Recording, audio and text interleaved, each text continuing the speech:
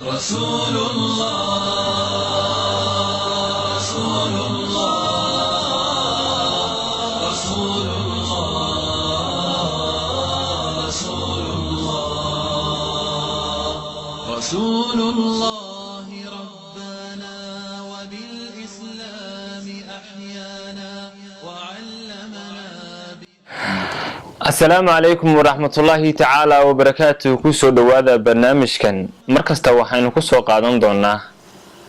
شخصيات كبلشة أي كود حنوليهن كسو كردية وحلة هابن كرة أما سحيسينين سوقين إسلام مركانا نلشو دا وحوين كبدليا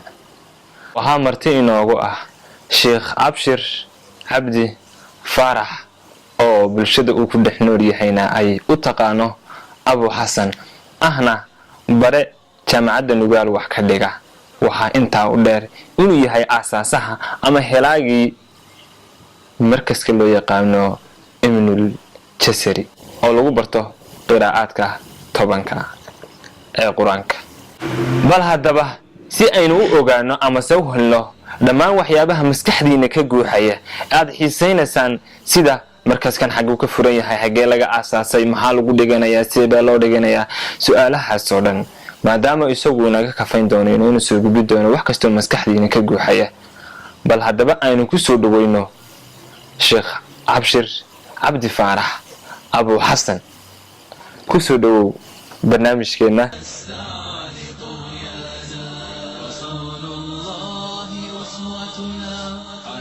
بسم الله الرحمن الرحيم. الحمد لله رب العالمين وصلى الله على سيدنا محمد وعلى آله وصحبه أجمعين. ومهدسنتهي فهدي عبد الرحمن وانا كو مهدسنتهي مرتقاتك اديكو مرتقات دي برنامج كان قيمها له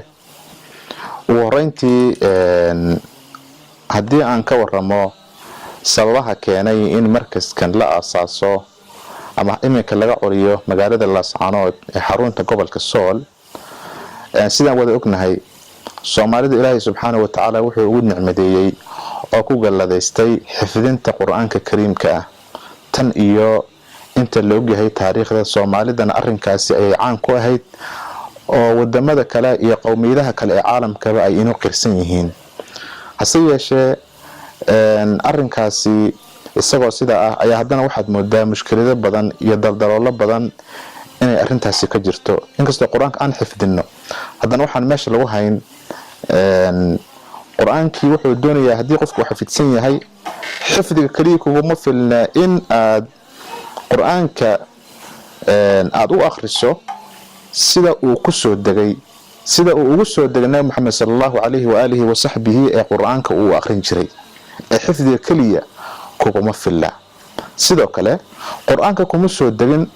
riwaayad kaliya ama qiraa'ad kaliya ee quraanka wuxuu ku soo degay 10 qiro oo mutawaatira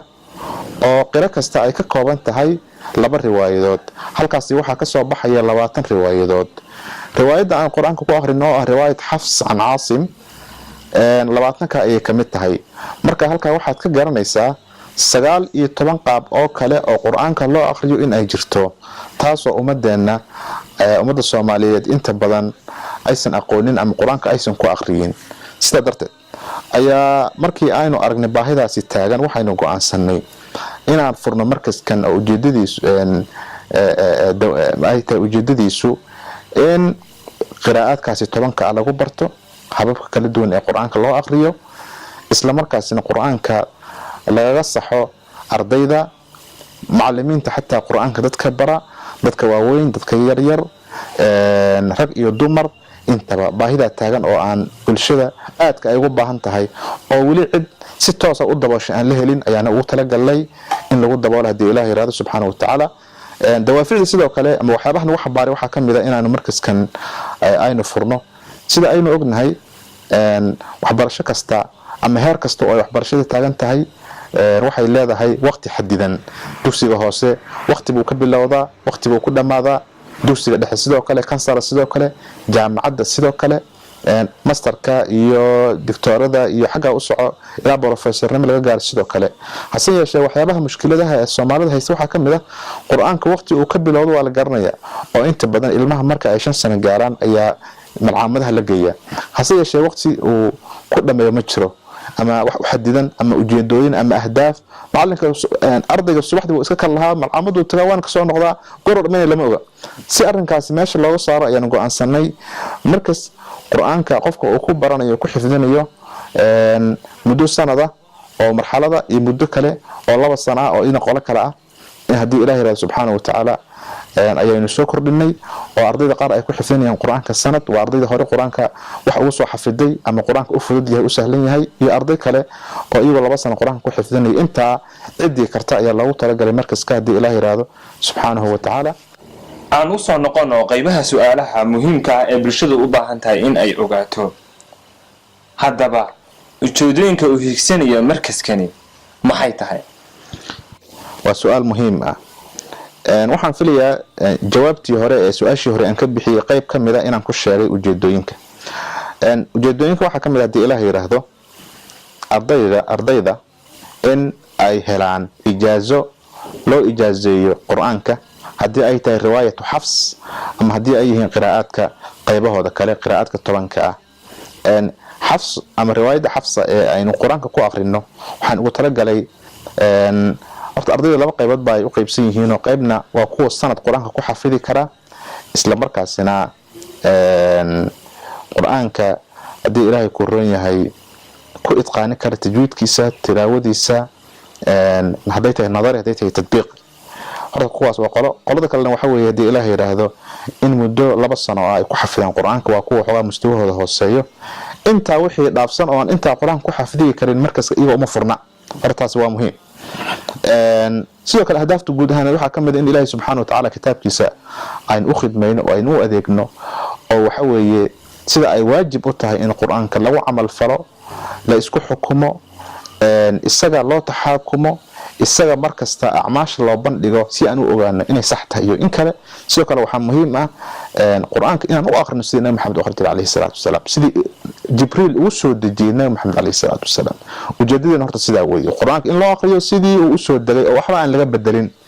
oo maadaama anagu aynu nahay ummad aan ku hadlin Carabiga oo ay luqadeenu tahay luqad Carabi ahayn marka waxaan u baahanahay inaan quraanka Carabiga ku soo dagay inaan markasta u fiirsano oo aynu ku dadaalno inaan quraan ku aqrino sidii Nabi Maxamed uu aqrin jiray alayhi salaatu wasalaam waxa kale oo ahdaafta kamid ah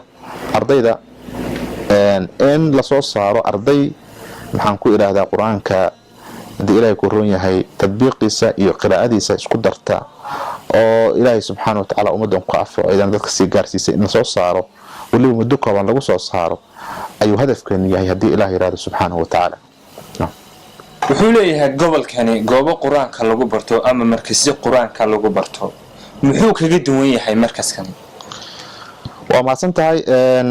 kullay way jiraan goobo badan oo quraanka lagu barto ku yaala gobolkan iyo guud ahaan Soomaaliya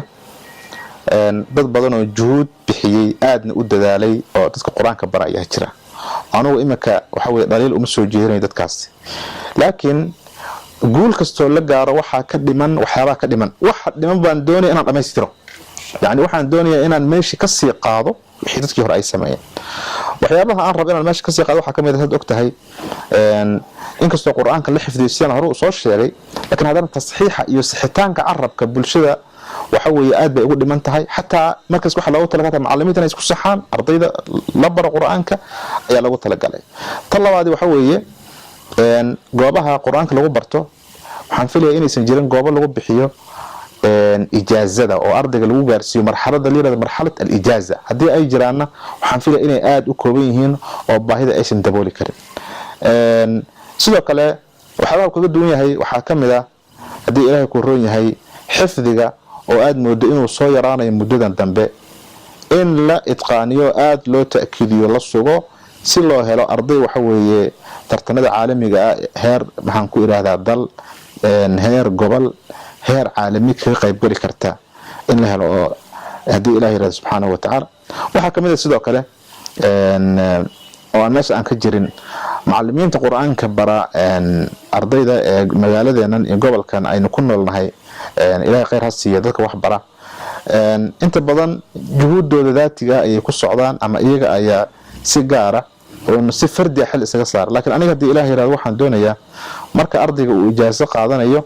inaanan ku kaaftoomin anigu naftayda oo kaliya laakiin culimo kale aan ugu yeero haddii ilaahay yiraahdo subxaanahu wa tacaala macallimiin kale oo qur-aanka ku takhasusay haddii aan tusaale usoo qaato ninka la yiraahdo ama sheekha weyne la yiraahdo sheekh maxamed al-ahdal oo yamani ah oo markas qiraa'adka lagu barto ee ka jira magaalada Hargeysa maamulka ka ah waxna ka bara ayaan doonaya haddii ilaahay yiraahdo ardayda markaan ijaaso siinayo biidnillahi tacaala inuu isaga imtixaano oo waxa weeye haddii ilaahay ku roon yahay isagana uu eego markii intaas oo qof ay wada eegaan oo ay u arkaan in ardaygu ijaasan qaadan karo in ijaaso la siiyo haddii ilaahay yiraahdo subxaanahu wa tacaala waxaad bixinaysaa saad noo sheegtay ijaasooyin bal noo faahfaahi adigoo noogu daraya qofka qaadanaya laftigiisa waxa laga doonayo haddii aan wax ka iftiimiyo ijaazo waxa ay tahay culimadu waxay yiraahdaan diintan ilaahay subxaanahu wa tacaala wuxuu ku xafiday wax la yiraahdo sanadku waxa weeye ijaazada waxay jawaab u tahay su'aal iman karta su'aashaas waxa weeye quraanka in sida loo aqriyo oo nabi maxamed sallallahu alayhi wa alihi wa sahbihi sida uu aqrin jiray waxa ku tusay macna waxa laga yaabaa inuu si kale u aqrin jiray baa suurtagal marka ijaazadaas jawaab u tahay waxa weeye ijaazada aniga sheekhaydii ayaa sida ii aqrisiyay sheekhiisii baa sida uu sii aqrisiyay sheekhiisii baa sida isagana hakada ilaa laga gaar nabiga kaleey salaatu wasalaam waxaad leedahay arrinka nabiga ka soo gaaray in nabiga hadda mid haddaan tusaale keena midalan in nabiga uu sidan u aqrin jiray quraanka waxa inoo sheegay Ali bin Abi Talib وهكذا علي بن أبي طالب وحا كوري أبو عبد الرحمن السلمي كذا ساسا وليسا إلى أنه إسو قارو أو الشيخ يدي أن كهرم حنكون النبي صلى الله عليه وسلم مركا وحا لسكت أحلوي مركا دحال كاس أياد دحال سينيسا أرضيقاقا وعد أقريسا وستندك وحوية أن أتساء وقارسينيسا مركا شهادة معها شهادة وكدوية شهادة سند ملك لكن سندك وحوية شهادة وكسر ريا نعم أما ضدك قاضنا سنة كاسي وكوي لها لسدح شرد تقريبا شرد يكوبات قرآن إنه حفظيان حفظ وليب عدق ومتقنة طلبات وحوي تجويدك إن أي كويه المتقنين أو عرب كود لجوا وح قلطة أو تجويدية تنسد حادنا وحوي تجويد كاس إنه أوجرنا يان نظري أهان أما كتبت تجويدك قراءتك كهذا شيء وإنه أخرستان أو وحي أو نظري أنا أيقرنا يان سدوك عليه نعم ugu dambeyntii dadka daawanaya maxaad oran lahayd bismillah maadaama aynu ka hadlayno munaasabad quraan horta waxaan u dardaarmayaa naftayda iyo dadka i daawanay alla ka cabsi subxaanahu wa tacaala inta kadib nasiixa kooban ayaan u soo jeedinayaa midna macallimiinta quraanka midna ardayda midna waalidiinta ardayda wax barata tan hore macallimiinta waxaan leeyahay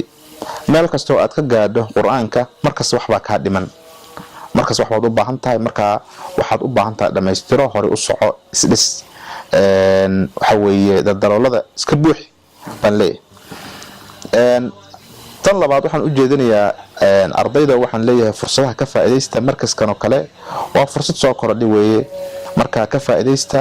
oo waxa weeye hadii Ilaahay ku roon yahay aad waxaan rajaynayaa biidnillahi tacaala muddo kooban ardayga inuu ugu faa'iideysanayo haddii Ilaahay yiraahdo subxaanahu wa tacaala midna waxaan usoo jeedinayaa waalidiinta iyaga waxaan leeyahay waxaad ku dadaashaa mar kasta Ilaahay mas'uuliyadda uu ka saar ciyaalka in aad meelaha ugu wacan ee quraanka lagu baran karo ama haddii ay waxbarashada kale tahay ardayga waxaan rabaa in ilmaha uu ka faa'iidi karo in aad ugu dadaasho oo mas'uuliyadda si aad ugu soo baxdo guud ahaan waxaan u dardaarmayaa bulshada in ihtimaam weyn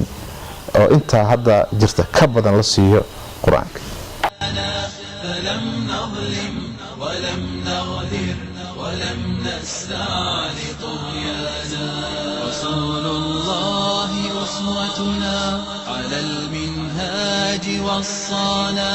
لأجل الحق كم بذلا وكم قاسى وكم عانى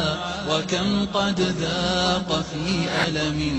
من الإيذاء ألوانا فلم يخل